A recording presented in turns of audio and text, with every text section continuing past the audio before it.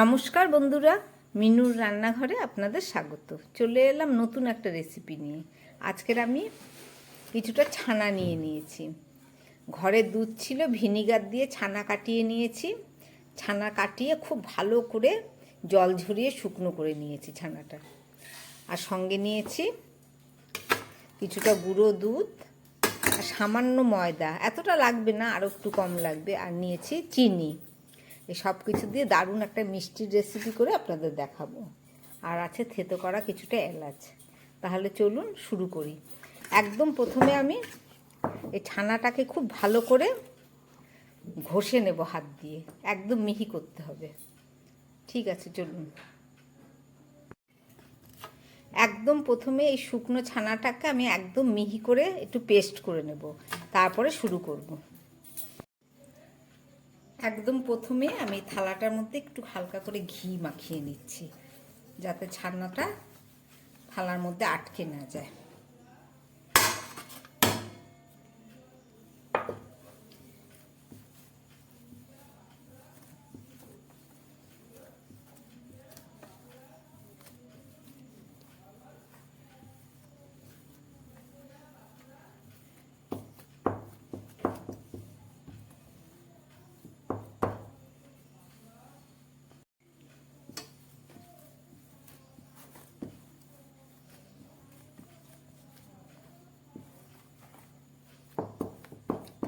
মাখতে মাখতে একটু নরম হয়ে গেছে, আমি দিয়ে দিচ্ছি একটু গুঁড়ো দুধ।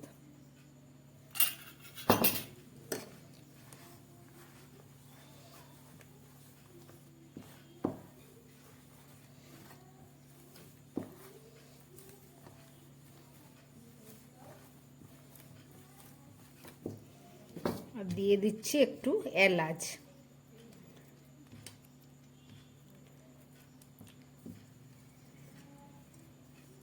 দুটো এলাচের দানাগুলো বের করে নিয়েছি, সেটা দিয়ে দিলাম।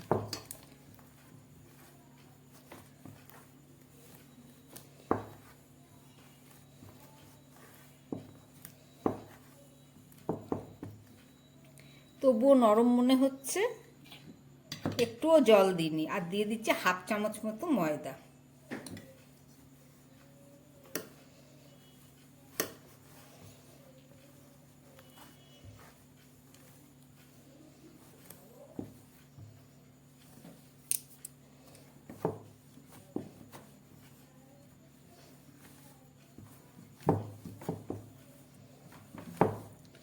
ছানাটাকে যত এইভাবে মাখা হবে তত মিষ্টিটা কমসি বেশি হবে।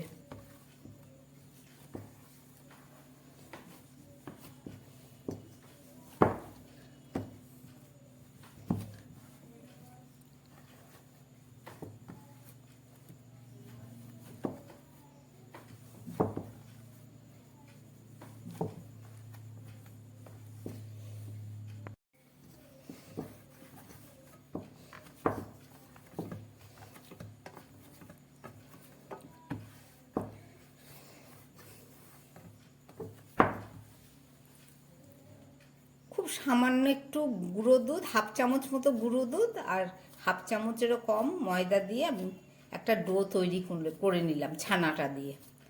এবার চলুন এটার থেকে একটা শেপ তৈরি করব।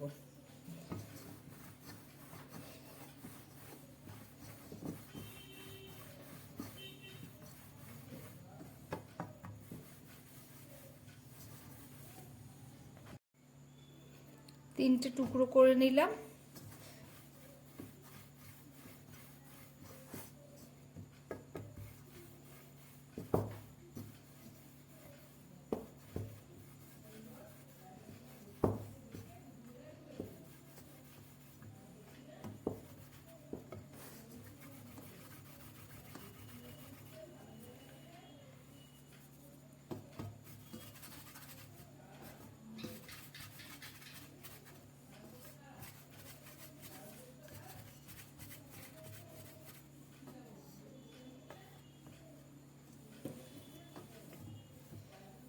এইভাবে চামচ দিয়ে আমি একটা ল্যাংচার মতো শেপ দিয়ে নেব।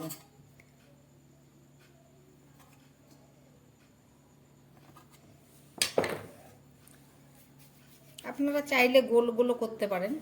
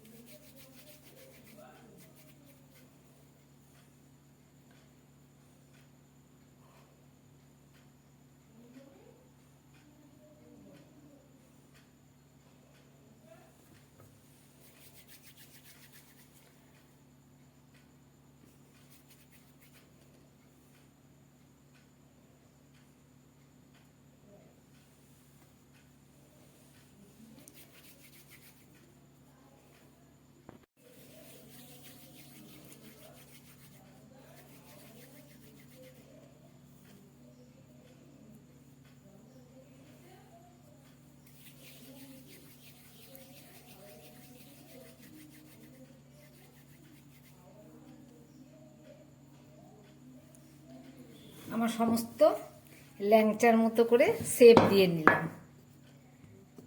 চলুন এবার এগুলোকে ভেজে এক মিষ্টি বানিয়ে দেখাচ্ছি।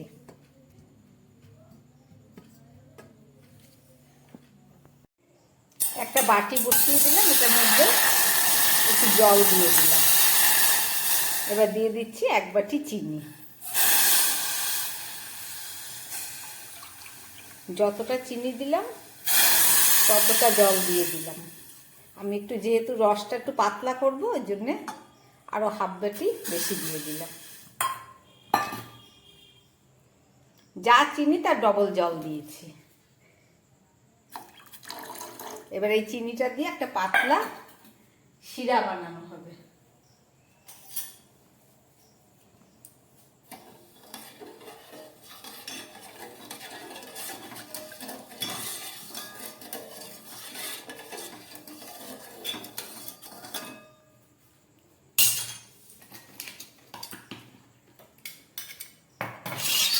শিরাটা এখানে তৈরি হোক, আমি ওই বাকিটা আমি এখানে ভাজাভাজি করে নিচ্ছি। একটা কড়াই বসিয়ে দিয়ে তার মধ্যে সাদা তেল দিয়ে দিলাম।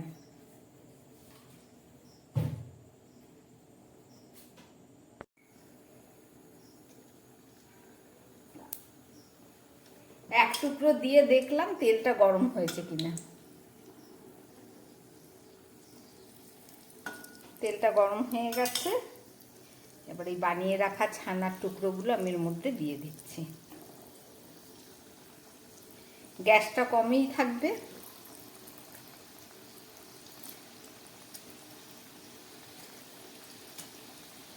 অল্প আমি একবারেই দিয়ে দিচ্ছি।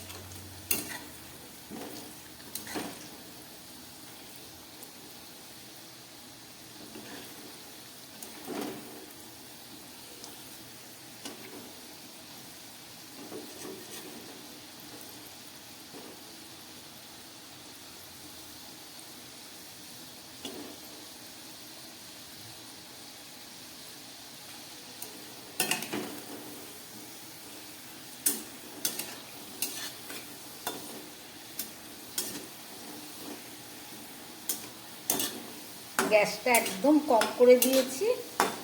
হালকা করে করে নেড়ে চেড়ে চারিদিক ভেজে নেব।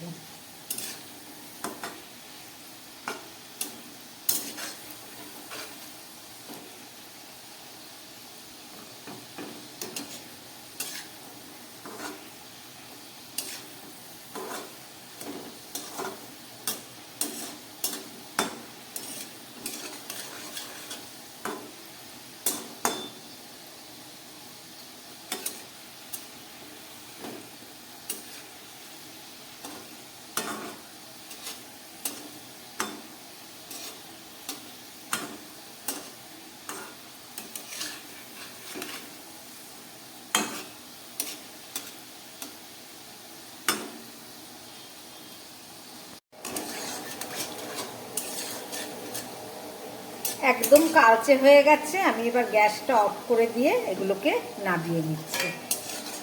গ্যাস অফ করে দিলাম।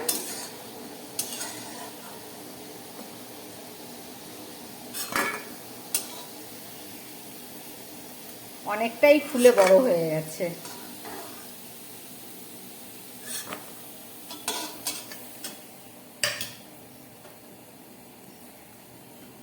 এই তেলটাকে আমি একটা বাটির মধ্যে ঢেলে নিয়ে এর মধ্যেই আমি শিরাটাকে গরম করব।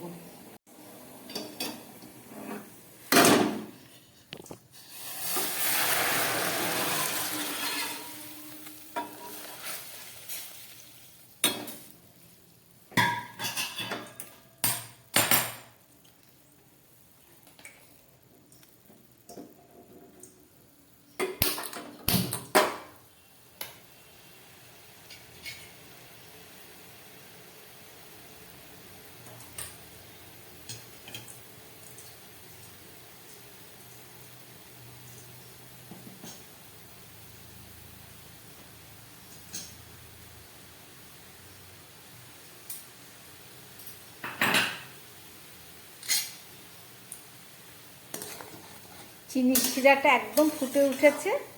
এবার আমি মিষ্টিগুলো এর মধ্যে দিয়ে দিচ্ছি।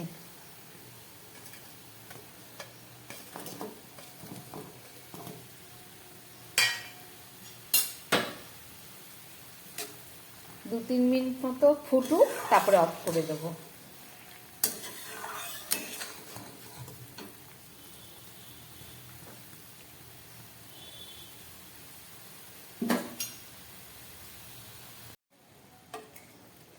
ভাজা পান্তুয়াগুলো রসে দেবার পরে 4-5 মিনিট মতো, 3-4 মিনিট মতো ফোটালাম।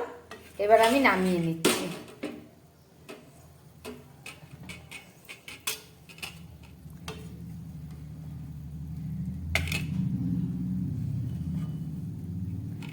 বানিয়ে সঙ্গে সঙ্গেই খাওয়া যাবে।